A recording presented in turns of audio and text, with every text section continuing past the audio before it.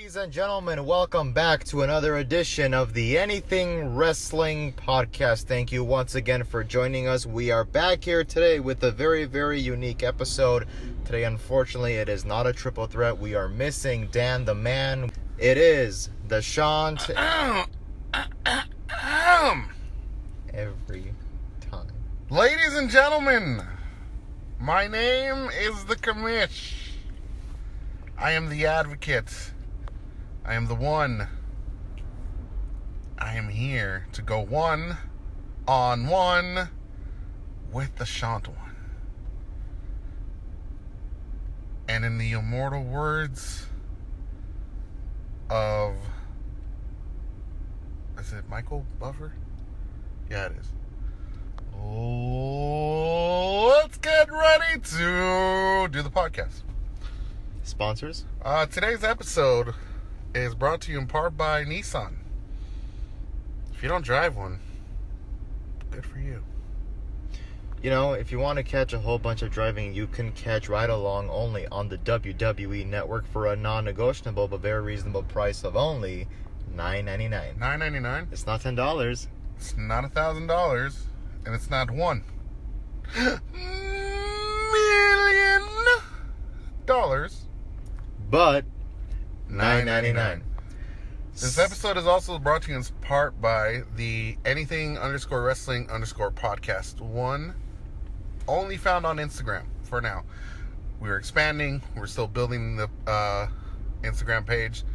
You'll get to see some of our greatest hilarious moments, most of my reactions, most of Dan's interesting theories on where stories can go. Again, we are on Instagram, Anything_Wrestling_Podcast one on Instagram. So, feel free to like. Smash that like button. No, it's follow, right? Smash the follow button. Smash the follow button. Like the posts. Yes. So, with all those pieces of business taken care of, we come to you today with a very, very unique episode. The Commission and I were just talking roughly about half an hour ago, and we were just literally shooting the and we were just going off from one topic to another, and we thought, why not record an episode? Many of you who have been following the podcast for a long time are probably familiar with our Royal Ramble episode. This is less of a ramble, it's more of a thing where we kind of discuss the good times, the bad times, and the meh times. There really is no structure here to the episode. It's just shooting the shoot is what we've entitled it. So, with all that, Kamish, any place that you want to start off? Or we kind of stopped our conversation on ideas of what we think we're going to be talking about in future episodes. Right. We were right along the lines of what 2001 was to us. Because I feel like that was... I think it goes down as one of the greatest years in WWE history. A lot happened, a lot of turns, a lot of rivalries, a lot of welcomings, a lot of departures. So much happened in 1 year. I loved every single bit of it. There's never a moment where I'm like, oh, that shouldn't have happened. That shouldn't have happened. There is one thing that I did not want to happen, which was Stone Cold Steve Austin's music. There is something at one point where other than him coming out to Disturbed, he changed his intro song or his theme song. I like the Venomous theme song that he had. But I think he got 7 or 8 different themes that year. And it never really felt genuine to me. I don't know what it was. I mean, we were just talking about his heel turn. I think that, even Austin regrets it to this day, but, it's just one of those deals where I personally feel like, because we were talking about how Austin felt like at the time his character was growing stale. And personally, Steve Austin, to me, never really grew stale. And I know that, people might say, oh, but you're biased, you're going to say that no matter what, but it's I feel like no matter who you ask, Steve Austin is the farthest person from any list of being stale.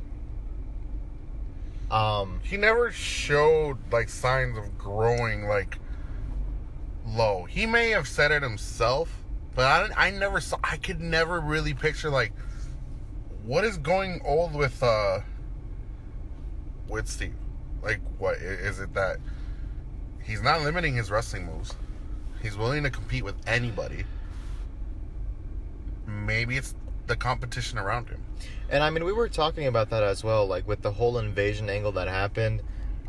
Granted, yeah, you didn't get the signing of Goldberg and Sting and Hogan and Nash and Hall, but there was the DDPs, there was the RVDs, there was the Booker T's, and it's like those are people that Steve Austin had not feuded yet with. Didn't you say there was the Buff Bagwell? That was a joke. But yeah, I mean, I don't know. Like 2001 is one of those years where I think it's personally my favorite, but by the same token, there was so much that could have happened that year, and it didn't. Oh, absolutely. I even went on record to say that I felt like DDP would have been the perfect ringleader for Team WCW. DDP was undermined as like this mid card, and it's like like his storyline was the worst. Let's be real. This whole like. I get it. He even said it himself. He wanted to work with The Undertaker because that was always someone he looked up to and was like, I respect the man. Yeah. I wanna be a part of that. You know what I mean? But at the same time, it's like when you get someone like DDP, you gotta go in with him. You can't just be like, oh, yeah, we're gonna have you do something with DDP. And it's like, we want you to be this guy. And it's like, wait, what? I mean, there comes to a second where you almost forget that he was world champion WCW. It's just because he hits this peak of success, and then he just goes to WWE, and it's like, we're not going to give that to you. Yeah. We're going to make you, like, stale. And I don't know if it was Vince McMahon's way of like, you haven't been officially created by me, so if you're not created by me, you're going to get destroyed by me type of thing. Because, like, we've talked about that. Like, Vince will try to stifle every single thing that's not his.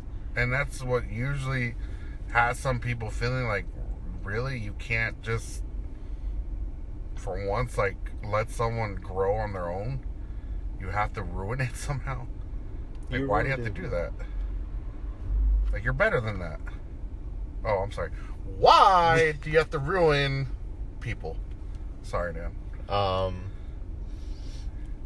Yeah, I honestly believe that if Steve Austin was still wrestling to this day, I don't think you would grow tired of him. And I mean, we were talking about this too. So I've told everyone on the podcast before, I literally last year around this time, I was binge watching all the WrestleManias from 1 to 14. And I never realized how big of an icon or a wrestler that Hulk Hogan was. I just knew that he was big just because everybody would say that he's big. And then when I went back and I watched those first 9 WrestleManias where Hogan was the intricate part of every single one of those manias, it's like, okay, I get it now. And now when I think of Austin versus Hogan and what could have been, I'm like, my goodness, I didn't realize how big this was before, or I thought I knew how big this was before, but I know how big it is now. Like with the mindset. Like you get it. Yeah. You have like the face of wrestling from the 80s, early 90s to the face of wrestling of late 90s, early millennium. And it's like, what could have been? Or what was. Or what was, yeah. So, I mean, yeah, I don't know. Well, I mean, okay, like when you say that about Hogan, like, what comes to mind with you when it comes to like Hulk Hogan overall at first? Like, what do you mean? Like, because everyone, like, there's people that had to binge watch it, and there's people who grew up with Hogan, and the thing you'll always remember is like, oh, this is the guy who taught me to take my vitamins, you know, say my prayers, you know, do the right thing, be the All-American. Yeah. And it's like, okay, you see all that, but you also see him do the greatest thing ever. And to this day, it's the number one thing talked about, because you would never think he could do it. You would never think the guy you look up to, like your hero, could do it. And if I can quote The Dark Knight, and I thank Christopher Nolan for writing this. I assume he wrote the line. If not, to the writers, thank you. You either die a hero, or you live long enough to see yourself become the villain. Yeah. And what... Here's the thing. Some people have to watch the history of that. Some people saw it happen live. Yeah. I can tell you this. I saw Bash at the Beach 96. I saw the turn. And 10-year-old me was so heartbroken. Was so devastated. Like, no. What? My hero just... He's the bad guy now? What? No way. It was so mind-blowing. As a kid, 33-year-old me now, you know what? If I saw that live, you know what I would have done? I would have stood up. Perspective. It finally happened. It finally happened. Would you say that you, in your personal opinion, that you thought that the red and yellow Hogan was getting stale? Yeah, in a way, for him it was. Because I know we just talked about Austin, how he felt he didn't change, or his character was going nowhere. But the thing is, someone like Austin, you don't have to change. Because he never necessarily was a full-blown babyface. He was always a heel who became the anti-hero, anti-establishment. Mr.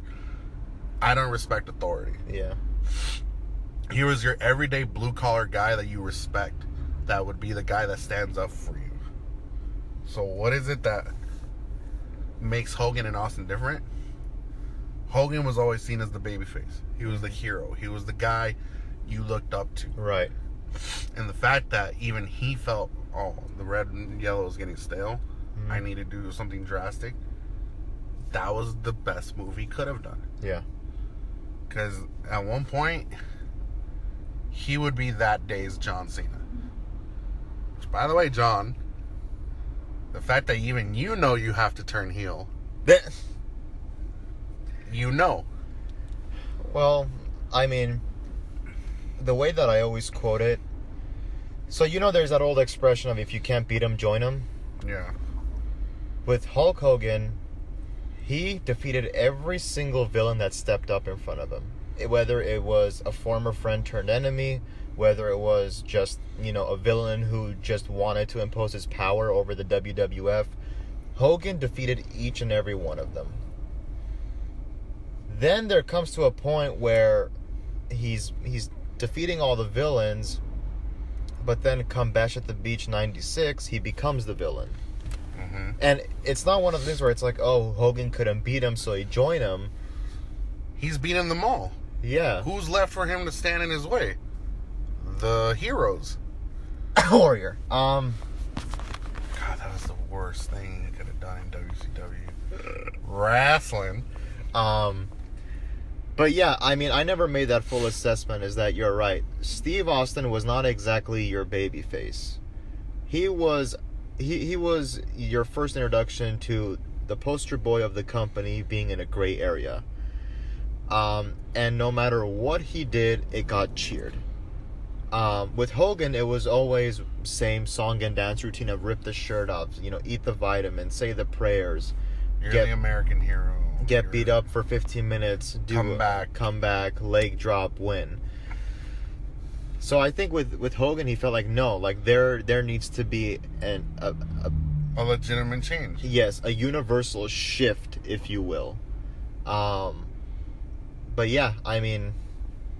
Well, I mean, okay, if he had never done what he did, do you even think that there would have been as great of an NWO as there was? Because let's be real, if it was just Hall and Nash and everyone they recruited, they would have been okay for a while. A while. But you had the guy of both companies at the time, the main guy running what was possibly one of the greatest factions of all time. Yeah. Because you needed someone as big as Hulk Hogan to be the NWO. Like, the NWO wouldn't be what it is without Hogan. Hogan wouldn't have been as villainous as he was without NWO. Yep. Like, it literally, as crazy as he is, Eric Bischoff was a genius. He knew what was going to work. And honestly, this is one of his greatest ideas. Well, I don't know if you ever heard of the backup plan, because they were afraid that Hogan might get cold feet when it comes time to actually turn in. So they're like, if Hogan doesn't turn, Sting is going to turn and join the NWO. It wouldn't have been as big, though. It wouldn't have been as big. No, it wouldn't have. I mean, bless Sting. I mean, the guy was also another example of a, white meat baby face, smiling, happy-go-lucky. Everybody loves to see him. But what's so funny is Sting, without turning heel, also made a change to his persona where he felt like, okay, times are changing. I gotta change with the times as well. Because even Sting knew, like, I can't forever stay as, like, the all-American guy, surfer, strong, like, happy to be here. Yeah. I'm your guy. Yeah. I'm the face of your company no matter what. You're right. Because, and I think that's what Eric Bischoff was great with him too, because even he knew, like, okay, I need someone who's gonna stand apart from the NWO. Right. But he's not standing with WCW. Oh, yeah. He's not standing with my company, nor with the bad guys. And he's the best fit. Yeah. You can't see that with Luger. You can't see that with Savage or one of the Snack. Nobody. None of them. He was luckily like the one piece of the puzzle that's like, it makes perfect sense. And also, I think it was kind of like a legacy type of thing too, because before there was an NWO, before there was Hogan joining WCW, before there was the Outsiders, there was Sting. He was there. He was having classic matches with Ric Flair and Ricky Steamboat and all those guys. And like the Four Horsemen and like WCW, even though it wasn't as strong a competition, you still had the tradition of wrestling. So you still had your traditional wrestlers. You still had what didn't work in WWE or F at the time come to another company that, hey, I still want to continue this regular tradition. But even then, when Eric took over, he knew, like, this isn't going to work. We're not going to last this long. Yeah. Even though WWE at the time was going through their own crap, imagine if both companies fell. I mean, who would stand up at that point? WWE at that point was in the middle of that steroid trial. They were also slowly but surely making a shift of a box of gimmicks to more relatable athletes. Mm-hmm. But it still wasn't there yet. It still wasn't there yet until '97. But before we go this is my thing with WCW. Like, they knew they had to, like, all right, what are we gonna do to really, like, get ahead of them? Yeah. The NWO. But the NWO is not going to work if we don't have somebody who's going to stand against them. But the thing that worked out very well from like 96 till, I want to say, till Sting joined the Wolfpack. That whole period you had WCW looking weak because it seemed like, oh, there's a new member every other week. Yeah. There was more limos slowly coming around. And it's going for now. And you felt like, when are we going to get someone to face up against us? Or when is WCW going to get a hold of, like, our guy? Like, hey, we need you. And that was, I think, the greatest build-up in a year and a half's time. Because Sting stopped talking. He wasn't your traditional, like, woo! Yeah! I'm your guy! He literally turned into a mute. He turned into the character of the Crow. And you never knew with him where his alignment really was. Yeah. Was he fighting for WCW? Was he fighting for the NWO? Or was he really against everyone? Yeah. And that was genius. While during that time in WWE, you had all the gimmicks. Shawn Michaels was your champion, but Shawn's not even looking as great as he was. He wasn't as happy. Even he was growing old of himself. And then you almost lost one of your main guys because he didn't want to give up being the champion yet. And I'm talking about Bret Hart. And then all of a sudden, like, all right, Bret's gone. Shawn's doing good for us, but it's not enough. Vince knew, like, I need something else. I need someone more. I need somebody in this roster to really, like, kick it up a notch, because I just lost Hall and Nash. You lost Hart. I'm losing Bret Hart slowly. And Hunter's not ready. Oh, Hunter, like, he's on the bottom of your Yeah. card because of that curtain call thing. I don't know if Ahmed Johnson can carry the ball. He could have. I think he could have. He was supposed to have a championship run. You're forgetting someone. I have one of WCW's greatest pieces in my alignment now with Vader. Nah, you're still forgetting someone. Who? Undertaker.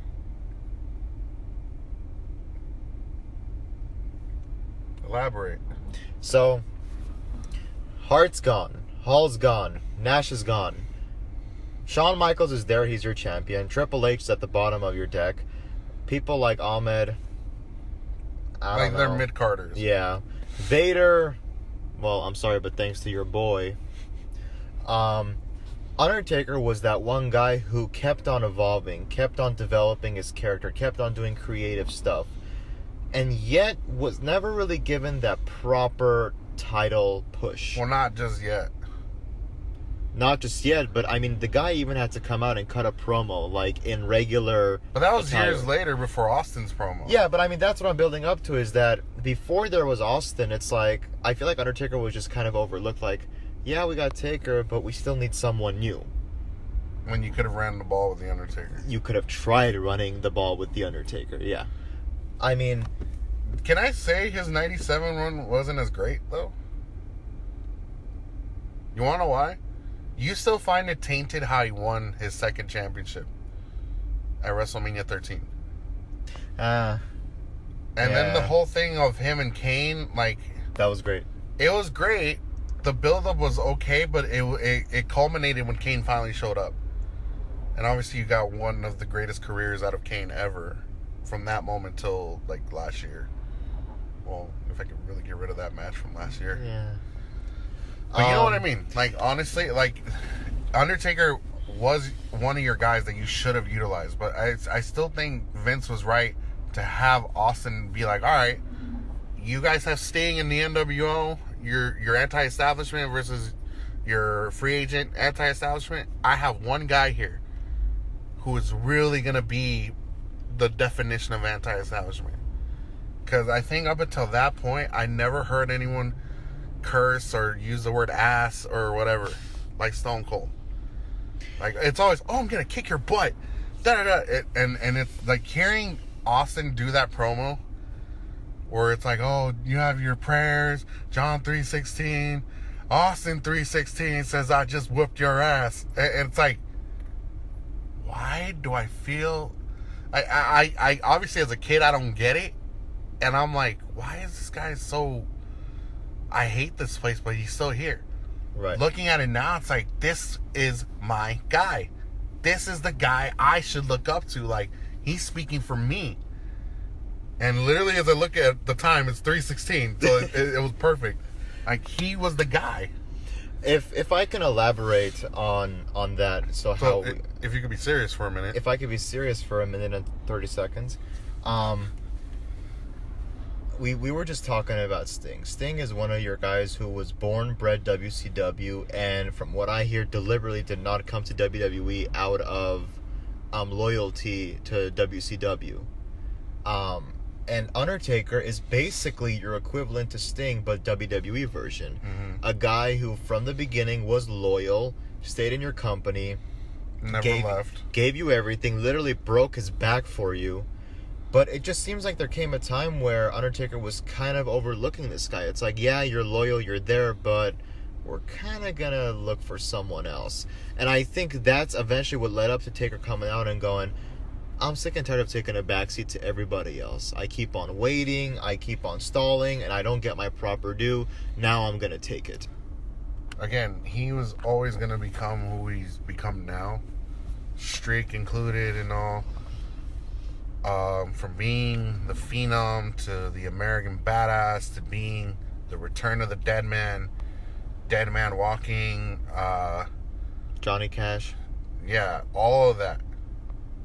He was your guy, and you should have always found a way to utilize him. Granted, he did have one of the greatest rivalries from 96 to 99 with Mankind / McFoley and Kane. And He what's was great. What's so funny is we talk about like having Vince or Bischoff thinking, hey, we need like an opposition. They brought Mankind in after Mankind was like completely like shunned like away. They're like, we need someone for The Undertaker to feud against, like a lunatic who is not 100% there. And then enter Mick Foley. But Mick Foley was coming out of ECW as Cactus Jack, yeah. So, I mean, you know, we've been talking about how so-and-so needs an opponent for so-and-so. So-and-so needs an opposition for so-and-so. And it seems like the only way that they make that character development is who's sharing the ring with them.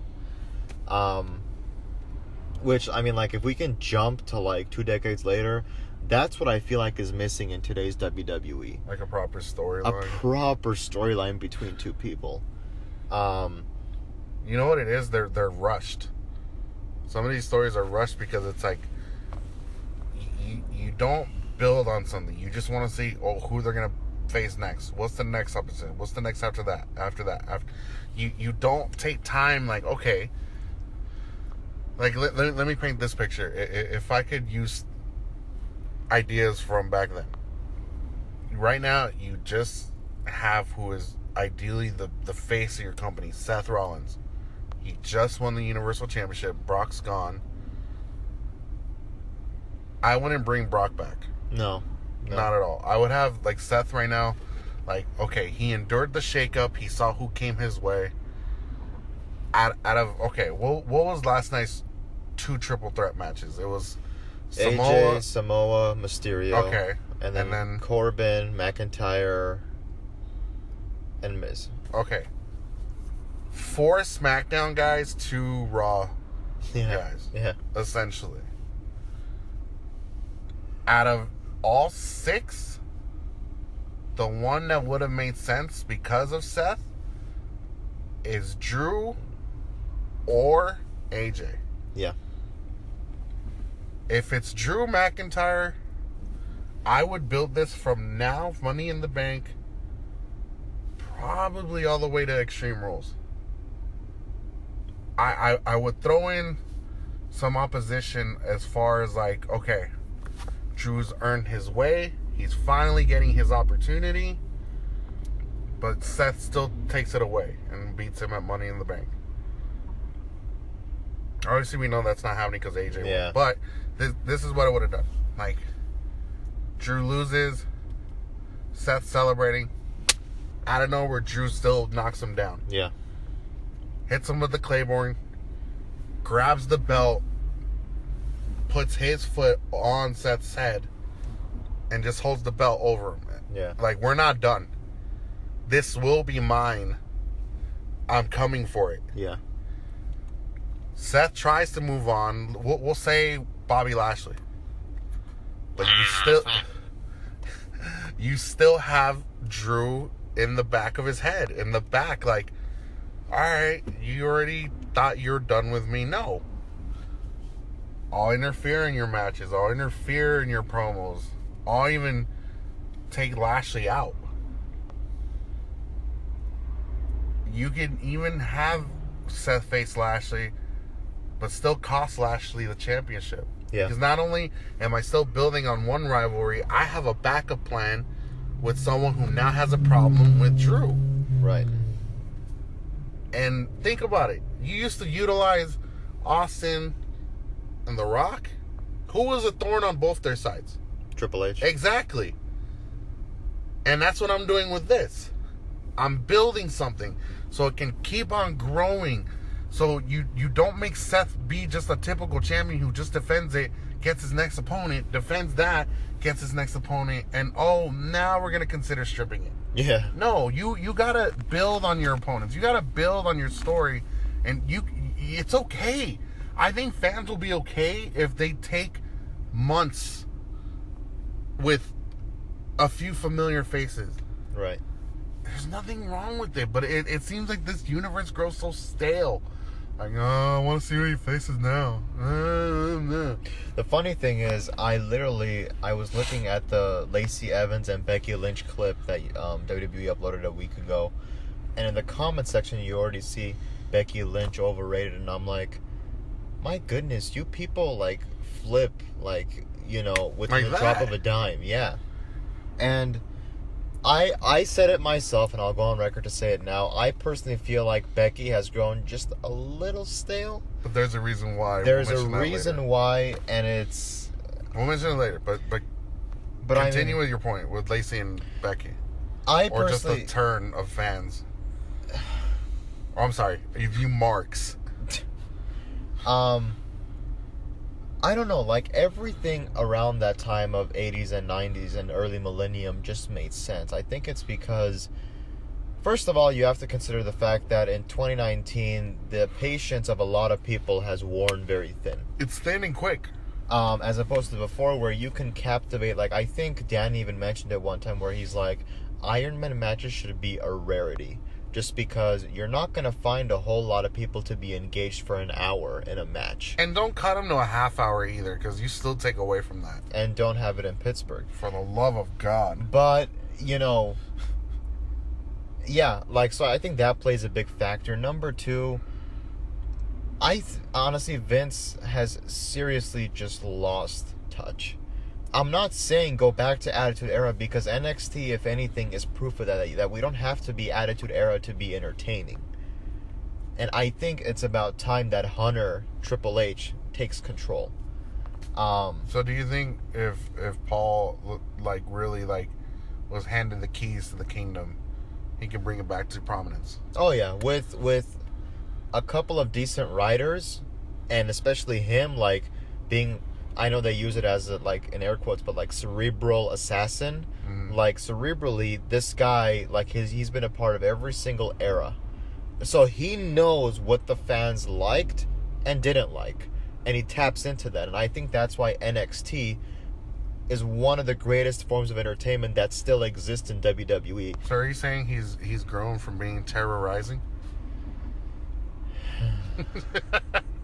He's a part of the 80s and that era, so he knows. I had to throw that in. I'm sorry. Blue blood. No, but I get the point. You're right, though. And okay, I'm going to sprinkle this in. Literally, there's a bunch of people that I feel like WWE had something truly unique and absolutely squandered it. I will always go back to this, and I hope that somewhere in the future, this guy gets a second chance to come back in full-blown gear and just turns up the volume. Damien Sandow. Oh. Damien Sandow sticks out to me like a sore thumb because, granted, I loved Ryback and I was sad to see him go. Same thing with Wade Barrett. There's all these guys, but I'm like, there's one guy. When you want to talk about gimmick, charisma, interaction with the audience, living the gimmick, having a unique moveset, having a unique character where it's not just another generic wrestler with a bunch of wrist wraps and knee pads.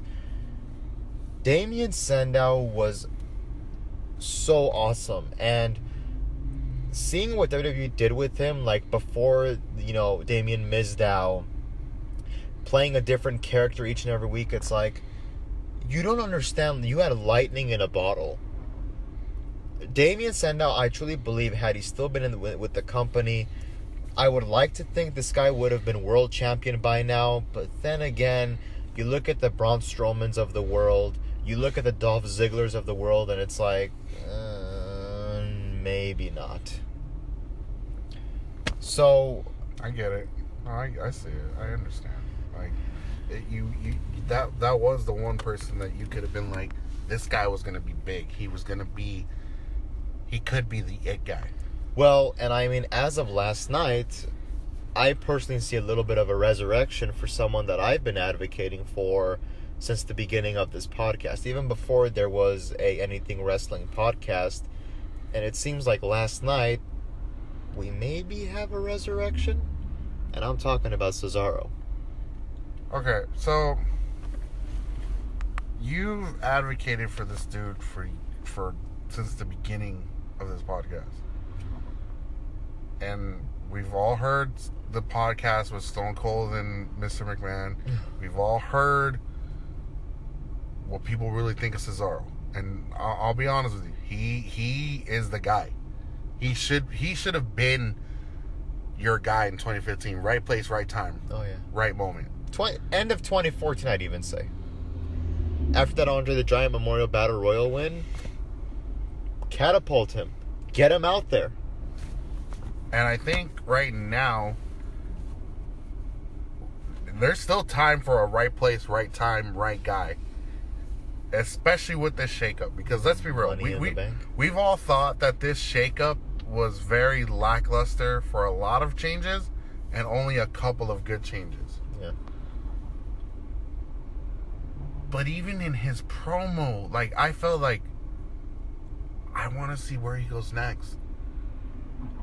If you really are the bar, if it's just you now, I want to see it. I'm ready to see it. Like, I'm tuned in now. For those of you who didn't catch it, so Cesaro had a match with Cedric Alexander yesterday on Raw, which was a great match. Oh yeah. And after the match, if you caught it, he puts his thumb to the side and he goes, "I don't set the bar, I am the bar." Notice how this time it was singular, not plural, meaning that he's referring to himself, not Sheamus. And him, not the team, just him. And I'm thinking Money in the Bank is literally right there. Put Cesaro in this match and let the guy win. It's about that's what blows my mind is when Vince goes on the Stone Cold podcast and goes, years ago, by the way. Yeah, Cesaro, he's got to build a connection with the fan. The connection's been there. Cesaro section signs all over the arena. Do you not see it? Like, oh man, open your eyes. Jesus. Okay, so and that's what I'm like. Some of these guys, I know they're trying. Like, I have to stand out in a sea of many, and this is where I want to kind of bring up something that's really making me wonder: are we blurring the lines of reality and promo, or is this like all? Yeah, he does have control of it, or is it really like a real life shoot? For weeks now, you've seen Sami Zayn play with the audience. You've seen him literally tell them off. You've seen him say whatever he wants. And sometimes it's a blurred reality. It's a blurred line of like, are you coming from the heart? Or are you saying what everyone in the back feels? Or are you saying what we want to hear? Are you shooting from the hip? Yeah. And honestly, it's getting to a point where it's like, is this how you really felt while you were gone because you thought you weren't coming back? Or is this you being told, like, yeah, we're going to play along those lines of we know you weren't coming back even though you were, but let them have it? Like, what's your take on that? For as much as I've been an advocate for Cesaro, Sami Zayn has always been the second guy on that list. Personally, for me, for like pushes. I thought that when we got that final match between him and KO a couple of years ago, I was like, okay, now that Sami has put that behind him, let's elevate this guy. You jobbed him out. You took him over to SmackDown. You put him in a, if you ask me, an unrealistic tag team of him and KO. And nothing really came out of that. And he got hurt. He comes back. At first, I'm like, are you trying to go the Dean Ambrose route with Sami now? But with Sami, like, they didn't give him the gimmick. They didn't give him the injections. They didn't give him the the vaccination. They didn't give him the line of, you know, They didn't give him the stupid comic book character. yeah. They ironically they kept it raw, and they said, just go, grab that mic and just go. Release your inner CM Punk. No, really, like, and that's where I draw the line. I'm like, people think that we have to go back to Attitude Era where there's cussing and, you know, profuse language and 4-letter words. Sami Zayn grabs you without cursing or swearing or, you know? Mm-hmm. In fact, he's truly a really gifted vocalist, a really gifted MC, and I mean that as a master of ceremony. Because, my God, you're hooked on him. He has you right where he wants you, and he tells you to F off. Anything Sami Zayn did, he had you hooked in. Yeah, and he still has that. Because obviously everyone's like, where are you really coming with this? Why do you still keep coming out here if you don't want to leave? If you want to leave, then leave. I was like, why are you doing what you're doing? Well, but the truth, honestly, like, I'm even hooked in. I'm like, where are you going with this? I want to know what your move is. Or is it really like, is this all really like a shoot? Is this really like, what is this? well, that was the same question that I was asking myself. Not for Sami Zayn, but for another part of the show. You want to talk about it now? We are going to talk about it right now. What have you done with Bray Wyatt? Oh, yeah. What? I can't even talk right now. Like I can't. Tell them what you first saw because you didn't really initially see it. Okay. Tell them what you were seeing compared to what I saw, because I'll tell you what I saw when Okay. you saw it. So here's the thing: is that the stream that I was watching, that Bray Wyatt segment was filled with the Raw logo going across the screen with the Raw theme music. And it kept on going, it kept on going, it kept on going. I'm like, why is it, this logo should, like, it usually only goes on for about 20 seconds when they're about to cut away from commercial and get back to the show. But it kept on going, it kept on going. I'm like, what's going on? What is this crap? I even had to, like, refresh the stream. I'm like, what's going on? Little did I know that during that part of the stream, it was the Bray Wyatt segment. So the show continues, and all of a sudden I see twice on the lower left-hand corner of the screen, #1 trend worldwide, Bray Wyatt.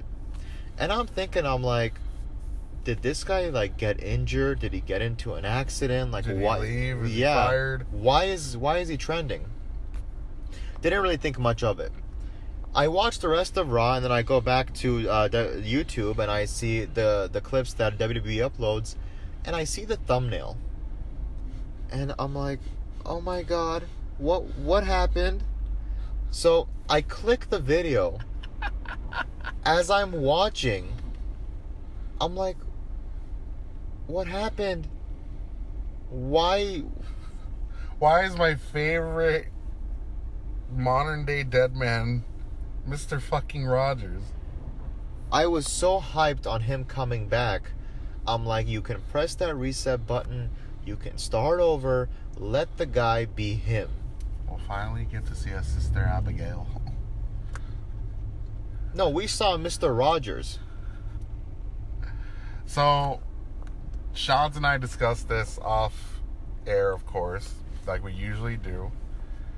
And I told him this. It could either be the worst idea ever, and you just buried Bray Wyatt, or there is a psychotic, demented, evil twist coming that none of us are going to see coming, and is going to pay off.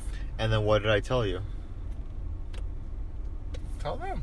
What'd you tell me? So I would want to believe your second route of there's a twist coming. Like a really demonic twist. But, and then I challenged you and I said, let's think back for a second. Think back to the road of WrestleMania for Becky Lynch. It got botched. Think about The Miz versus Daniel Bryan. It got botched. Think about Seth Rollins versus Dean Ambrose. Botched. It got botched. Think about Kurt Angle's farewell retirement. Super fucking botched. I'm sorry I had to curse, but No, it's fine. super botched. So, what makes you think that I'm gonna believe that WWE Isn't gonna ruin has Bray? got this? Yeah. Because I would like to think at the last second of that really what the fuck moment, Triple H had something to say, and he's like, "Oh nope, whatever we had for the original ending, we're gonna scrape it." Because it was Mr. Rogers-esque. You have two puppets, but then you have a chainsaw. By the way, it could have been Chainsaw Charlie's chainsaw. But you have him cut up Cardboard. a cardboard version of himself, and it's like, you don't ever see that on a kid's show. I feel like that was WWE's way of saying, like, it's dead.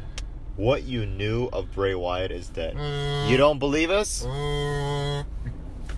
And then when he himself says it, he's like, that version of me is dead. I'm like, please do not say that. But again, I told you, what if there is a demonic twist? I don't trust WWE. I know you don't, but God forbid if there is, and it pays off very well, I'm pretty sure you will stand up and applaud it. I Very will. well. I will, but that's if they get it right. And they have one opportunity to get it right. And that's the scary part. Can we talk about the main event already? Yes. Because that's been on my mind. It's still on my mind. Okay, so I've been telling him, because we've been talking about her as well. There is a void still Yes. that Vince McMahon has left us. And that's the ending of WrestleMania. Yes, we're happy that Becky got her moment. We're happy she's the double champ. We're happy that it's on her. But there's something about it where it just doesn't feel right. It doesn't. It just feels like it's like it's not what we wanted. I mean, it is, but it isn't at the same time. Yeah. And I told him there's only one person that can fix it. But it's the same person who caused this void. Because let me ask you this and be honest. So are you taking a survey here? Hey yo. How many of you are really certain that you're enjoying Becky Two Belts? Or how many of you would have felt great if the raccoon would have just done her job and tapped out? Yay. And we would have had a definitive ending. Yes. Okay. Or how many of you are really here to see the NWO? No?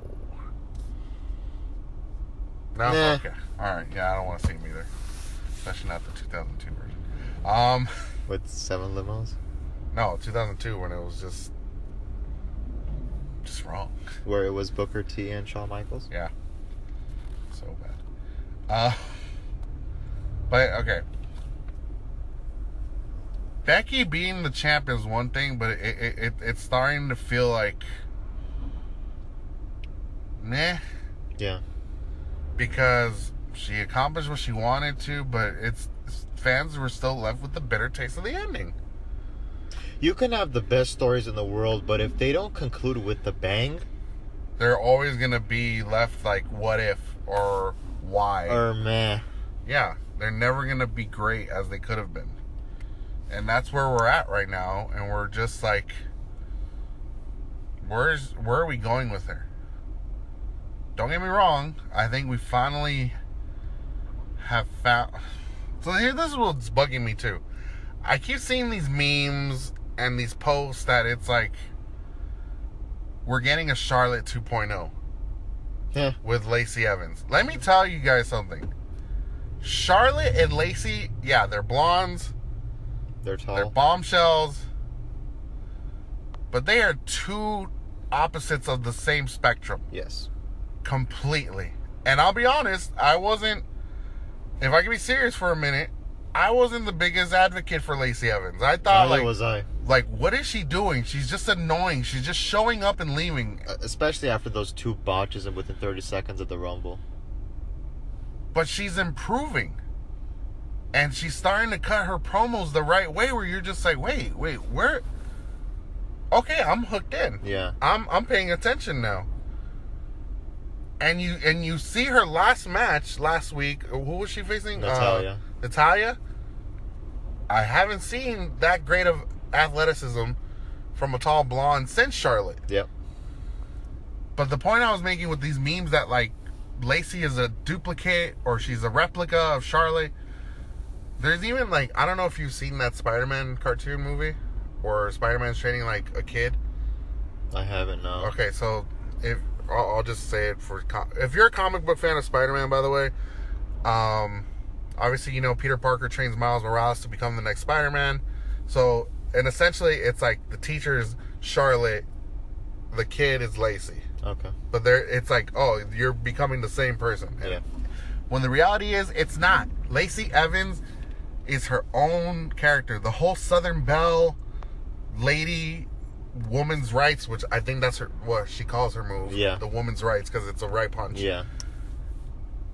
This is totally different from the Queen, from Natural Selection, from the royalty of the Flair name. Woo. Total opposite. And I like where this is going. Should she have the belt? Both of them or one? No. Can you build on this? Abso-fucking-lutely. Yes. And it's only fair to build on her.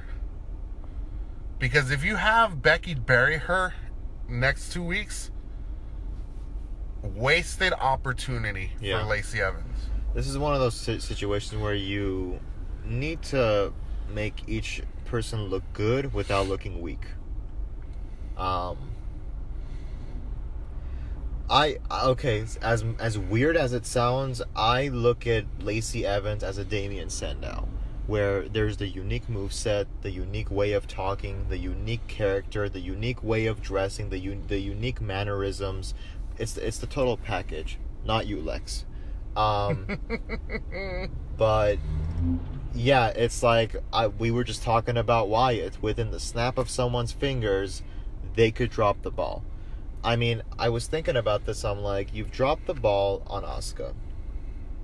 Really bad. You've dropped the ball on Ruby Riott and the Riott Squad. And you split them up, which is still upsetting to me.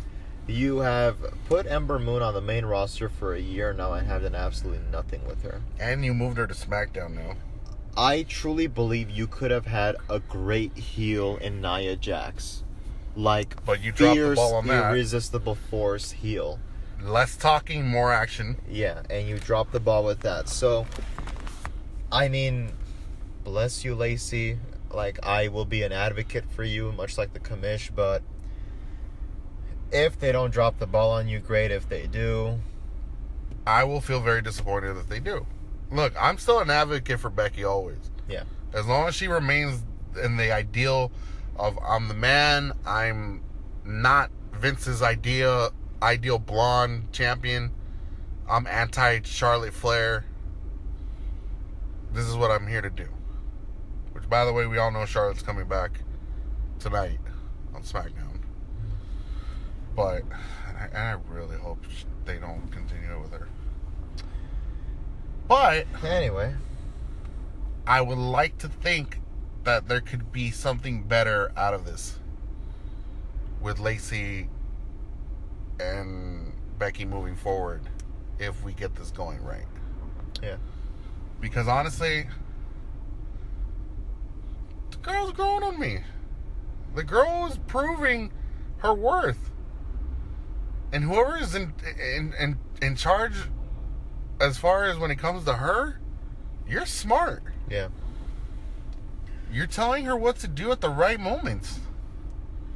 I don't know. I think Becky kind of made a reference to this where she's like, you're not going to be the first blonde who I have to slap the head off of. And I think that's what's kind of made its round, is that, oh, Becky is once again dealing with another blonde. If we're looking at hair colors, yes. If we're looking at personality, not exactly, because you're dealing with someone who's of a little bit of a more stricter background than a, family legacy type of deal. I mean, she served in the Marines. She considers herself a lady, like fancy dressed, well respected, all up for, women's rights. And I love the way that she plays off of like a woman teaching a man a lesson. Like that's like she's playing brilliant. along with Becky's character. Yes. Like, all right, you're the man. Yeah, you're behaving like a man, quote unquote. And obviously, there's a lady that always puts a man in his place, or in your case, her place. And I like that. It's like you're finally playing along to the babyface character with your heel. Like, lately we haven't had that. It's more like, oh, I'm going to cut a promo, you're going to cut a promo. That's it. Back in the day, we used to get like, oh, well, this is who you are. Well, I'm your counter opposite in a way. I'm the one you should be worried about. Like, obviously, best example, Bret and Stone Cold.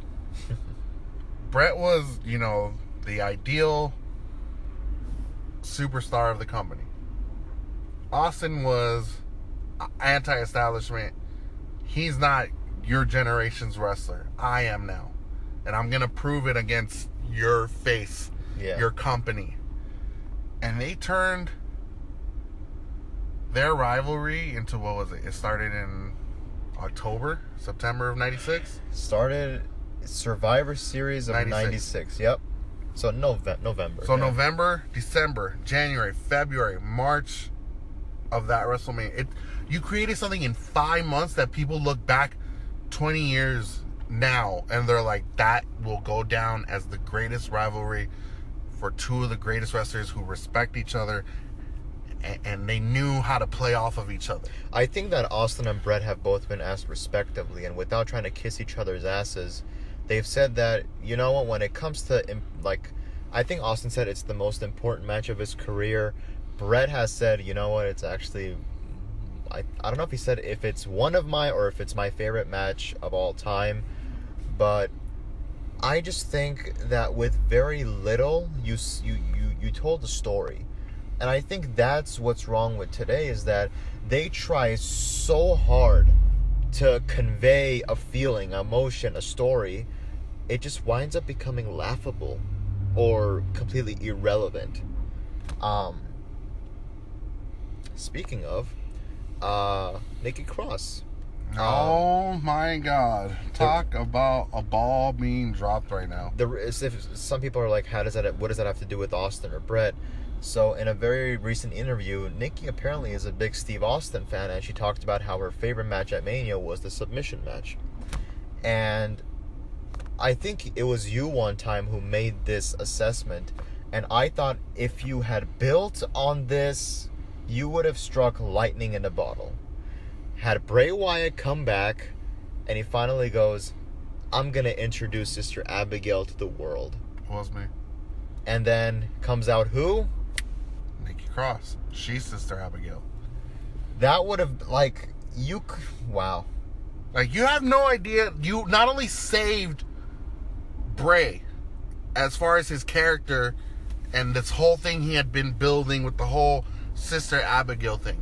You give Nikki Cross what is the greatest push in the process. You elevate two careers in one. Two birds with one stone. Yes, and that's hard to do now. Okay, I will tell you certain scenarios where it's happened. Bret and Austin. Angle and Cena. Angle and Lesnar.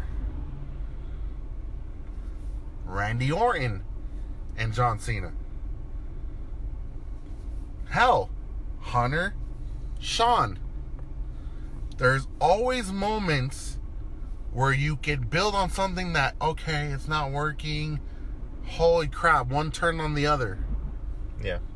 Or these two were meant for a rivalry. Or these two were meant to be together. Great friends, but better enemies. Yes. Imagine that the whole time Sister Abigail was Nikki Cross, or she was playing Nikki Cross. You have no idea how quick people would have been like, it all makes sense now. you're still keeping that character alive for Bray Wyatt. You're keeping the modern day Undertaker of this generation alive. By the way, you fucking marks, there will never be a modern day, past day, or future day Undertaker. There's only one Undertaker. Laying it down right now. But, like, I was even, like, I think I was dribbling that idea yesterday. I'm like, you can even have a point where Nikki Cross starts having an influence on Bray, where she costs him matches, where she puts him into, like, a state of, like, uneasiness. And you can even have a Bray Wyatt and Nikki Cross feud. And I'm not talking about matches. I'm talking about, like, mind games and, like, playing with one another with their emotions. Like, she brings out the demonic part of Bray, Yeah. or you have him discover that she's been the one, that Sister Abigail, telling him what to do when he's in this evil mindset. I wouldn't even mind, like, if you take what's happened with Bray Wyatt over the last 4 years and Nikki goes, you have lost touch and sight of who you used to be. I'm going to remind you of who you used to be. And once you have Bray Wyatt find his old self, Nikki Cross goes, okay, my job is done. Bye-bye. But nope. You guys dropped the ball. And this is why we're shooting on this. This is why we're having this episode. And I'm sure Dan could bring up a lot more things about the past and the present and what you could have done. But again, you guys are wondering why we're feeling this way. Because look, I personally think the state of address last week wasn't enough. Because the following week, it's just predominantly going down. I mean, once again, our sole intention was not just to crap all over WWE, which, I mean, we kind of did for the last half hour. But, I mean, I guess we kind of drew a comparison of, like, you look at how it was in the 80s and 90s. And granted, yes, like, I don't like playing the comparison game because you're talking about two different eras. Two Or different even times. three with the thousands. Yeah. But I still feel like the idea of storytelling is not something that is of the past. It's not passé. Storytelling is still something that people glob onto just because everybody loves a good story. People don't want stories where it's predictable and you know what's going to happen and you know how things are going to play out. People want a story where there's twists, turns, swerves, detours, you know, and I don't know. I feel like nowadays that's just it's not priority. Mm-hmm. So again, we would like to see if there's storytellers out there that can make the story better. I mean, we got Dan. You guys want to look at his resume and profile? Because come on, the guy knows what he's talking about. The guy wants to give you the greatest women's rivalry ever. The guy keeps advocating it. I'm starting to wanting to punch him in the face. They'd probably botch that too. Is it bad that when I see NXT call-ups now, like You dread? yes. You know, because I'm in the same boat. Because honestly, I'm scared of what could be their future. Like, As great as they're building their resume on NXT, it's like, all right, well, now you have to make it even bigger in WWE. well, I mean, if you On Raw or SmackDown. if you look at the War Raiders, I mean the Viking Experience, I mean the Viking Raiders. Ugh. I look at it, I'm like, bless you two, you guys can go, but I give you a solid 2 months, if that. 3 if you're lucky. That's right, I said it, 3. All right, well, I guess that's gonna have to do it for this episode. Let us know what you guys think in the comments section below. Thank you so much for joining us, and we will see you all next time.